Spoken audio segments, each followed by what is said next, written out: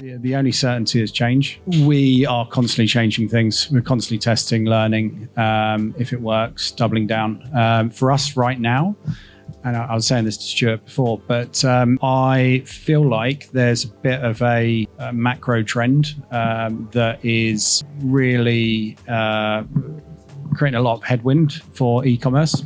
So Stuart was talking about diversifying revenue channels. That's something for us right now that is particularly important. We are a predominantly e-commerce business, but selling high-ticket items. So the fact that people want to see the product before purchasing hasn't gone away. And in fact, I would say post-COVID has, for some reason, become even more important. So yeah, I mean, that would be a good example of how we've adapted. Actually, in hindsight, we probably not adapted quite as quick as we should have. And I've always sort of known that clicks to bricks for us was the thing to do, having done it before and knowing that the majority of our type of products sold offline. But yeah, that's an example of something we're doing now, which is working very well. So our retail rollout, which, at the moment we're opening one store a week, is working extremely well. Not only for driving revenue, but actually the halo effect that it creates around marketing and around the unit economics. And of course, you get a different set of costs and a different set of headaches, but there are benefits beyond just revenue generation or brand awareness that you get once you're in the physical world, in addition to de-risking the model as well. We started out as 1PL doing it ourselves, which felt to be a big challenge because we were operating 5 days a week, 40 hours, and we just couldn't keep up with demand. So it meant that we were doing 2 shifts, we were doing 6 days, we were doing 7 days, still couldn't keep up. Obviously, warehouses don't have elastic walls.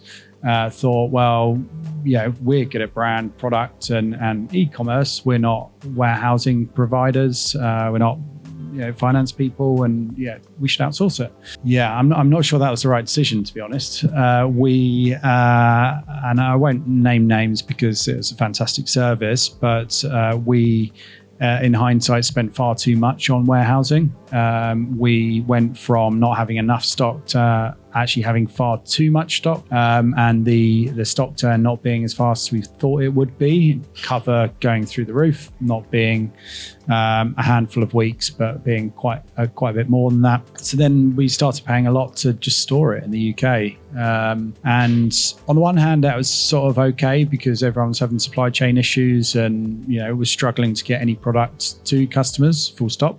We had the opposite problem. We had so much stock, and we were actually looking at B2B, like how can we shift 100, 200, 500 sofas at a time.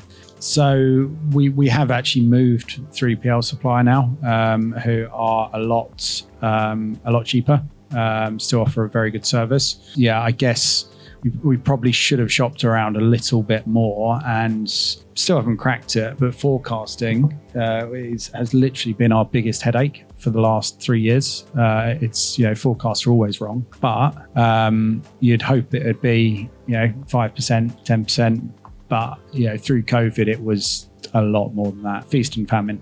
And we came unstuck with our warehousing solution a couple of times. Yeah, so I think for all of our senior hires, we had this sort of try before you buy mentality, and we would always go in with an interim, which is now called fractional. Nice rebranding there. The only one we didn't do it with was a CFO, and in hindsight, I'm conscious I keep saying that, but I wish we did because I didn't know what I now know, and could have been taught a lot with someone just 1 or 2 days a week. Didn't need a full-time person with a really impressive CV that actually wasn't the right fit for where we were as a business. So we got the hire wrong when we brought a CFO in, and we could have avoided that had we have gone down the fractional route. So I think, part of it is around timing, but I think also a part of it is around the strategy of how you introduce new roles to the business. And it's quite hard getting it right the first time, because if it's your first time hiring that sort of role, how do you know what good looks like? You might have seen it in the past, but were you managing them? Probably not. And are they going to be a good fit for the business?